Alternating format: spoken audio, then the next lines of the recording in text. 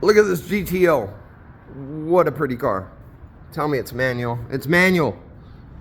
It's a 389 tri-power. Beautiful car. So thermostat needs to be done on it. Picture this. Thermostat's on the side. Got a little bit of housing it sits in. Now, I'm not a big, huge fan of this style thermostat. But that's what they were trying to use. So it sits in there. It's got a little recessed area. It's really easy for it to fall down. It can move all kinds of ways. So what you'll find is it'll start to leak on you.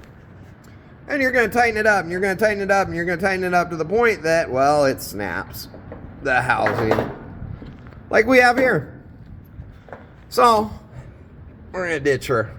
I like regular old thermostats, not these fail-safe. I'm just not, personal opinion. I'm not a fan. Let me show you guys, because I'm going to do a little work on her.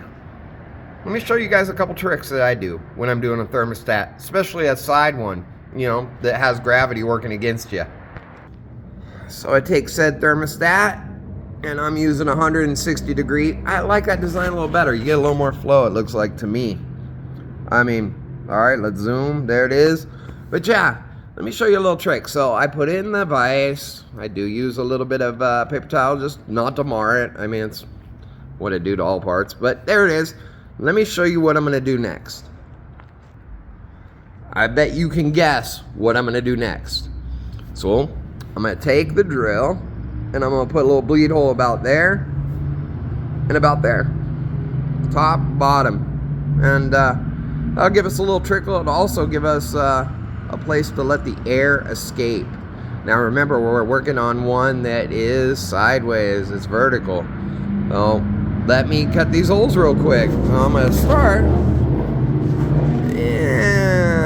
Right about there. You don't want to go into the seating area, and you don't want to go into the wax stat. So right about yay.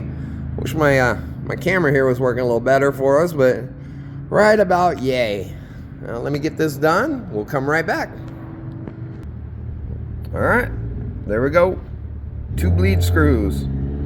I'd have liked for that one to be a little further out, but I got burrs. I got the burrs. So I'm going to be totally OCD and grind those off real quick. Be right back. So I just kind of scraped it off with that. And no more burrs. But got this cool little pin reamer.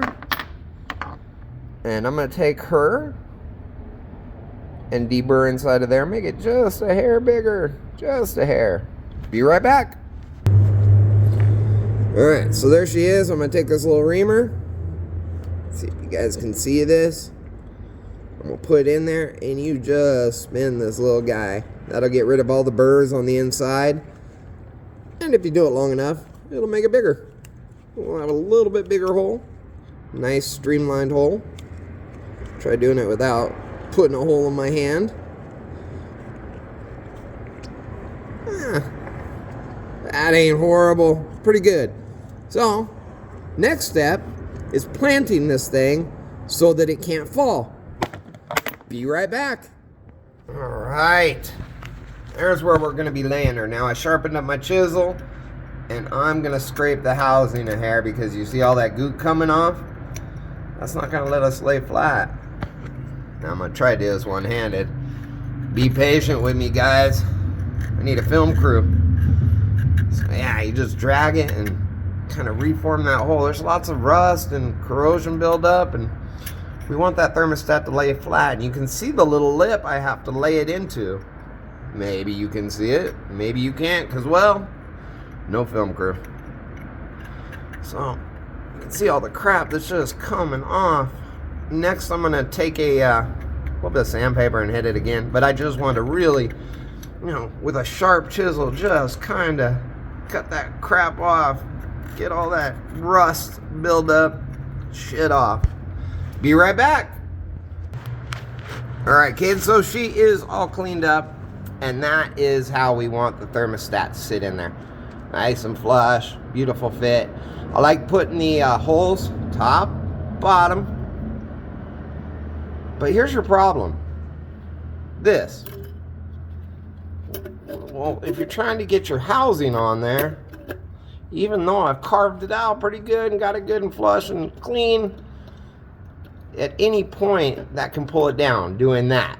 And when it does that, you're going to have a leak. You're going to try to over tighten your bolts, and you're going to break your thermostat housing.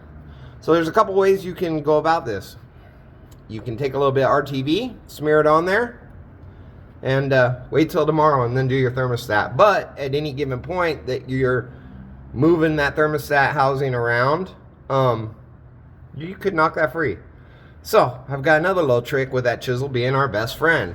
Be right back.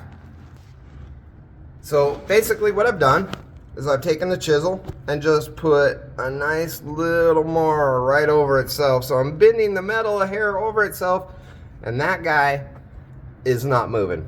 She's there. And that's how I do it, right there. Then you would take your housing, preferably not the rebroken one, and I would use RTV, a very slight skim coat. I like ultra gray. In my preference, right stuff seems to be the best. And do both sides of the gasket. Take your gasket and pinch. You don't want a whole bunch. You don't need a whole bunch. You just need a good flush fit. So we're going to clean up some of this crap and get a nice good flush fit. Fill her up. Your thermostat's done.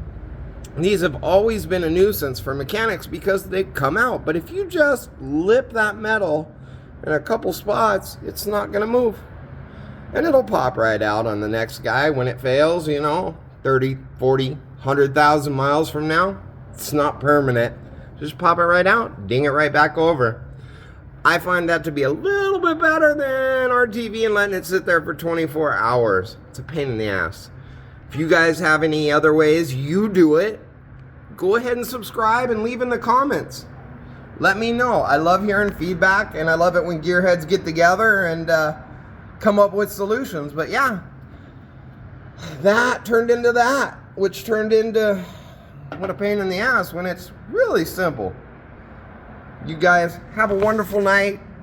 Let's get together, subscribe, and we'll talk cars. Talk to you guys later. Goodbye.